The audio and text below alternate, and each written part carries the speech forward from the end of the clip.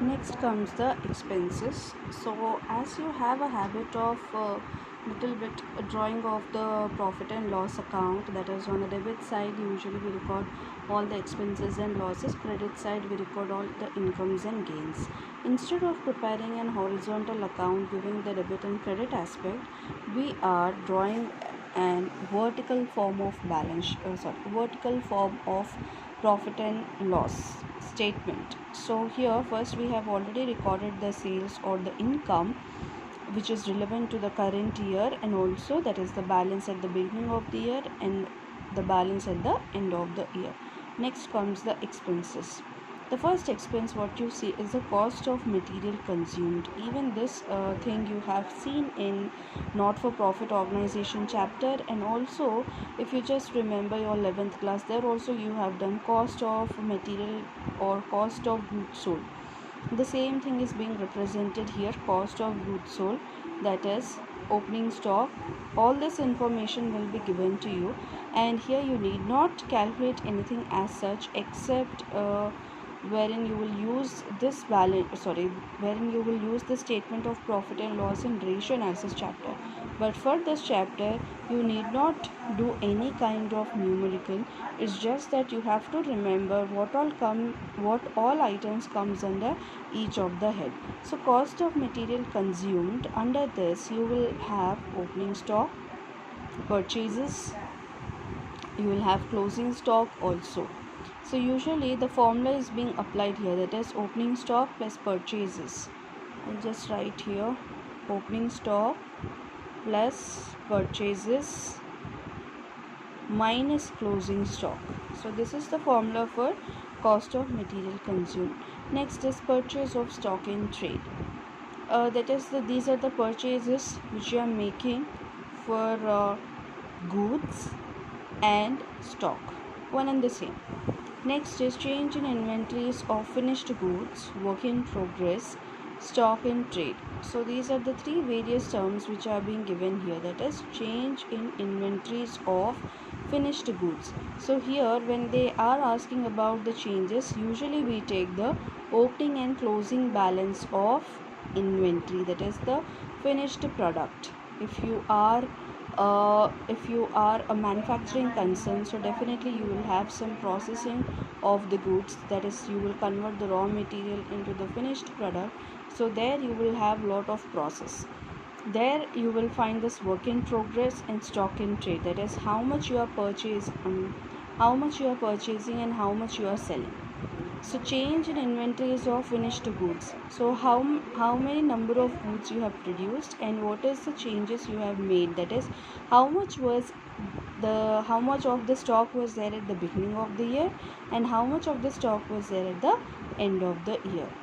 Next is work in progress. Usually this work in progress is applied to processing units, that is wherein the end product of each process becomes the raw material for the next process. If I just take an example of textile company, so the raw material for a textile company will be a cotton. So from cotton to thread, the next process is it will go to textile in the sense from cotton to thread to cloth to a textile. So there are 4 or 3 stages which are being involved. So for each stage of this processing, the end product of each process will become the raw material for the next process. Next is stock in trade. What do you mean by the stock in trade? That is you are purchasing some stock and you are selling that stock. Next item is employees benefit expenses. Most important one, that is employee benefit expenses, like how you pay salary or wages to the employees, wages to the workers, that comes in employee benefit expenses. Next comes the finance cost. This is also one of the most important expenses, that is the expenses which are incurred to raise the finance. So it can be interest on debenture, or it can be interest on debenture, it can be interest on bank loan. All these comes under finance cost. Just remember, interest on debenture is a perfect example for finance cost, because you will find this finance cost again in ratio and analysis chapter also. So usually all these expenses are combination of both debit side of trading account and debit side of profit and loss account. It's just the combination, only the different names have been given. Employee benefit expenses. So what kind of benefits you will give to employees? It can be salary, it can be wages, it can be any kind of accommodations, it can be any kind of allowances which you are giving, like house rent allowance, transport allowance. All those comes under employee benefit expenses. Finance cost. Finance cost is any cost which is incurred to raise the finance. Example are interest on debentures or interest on bank loan.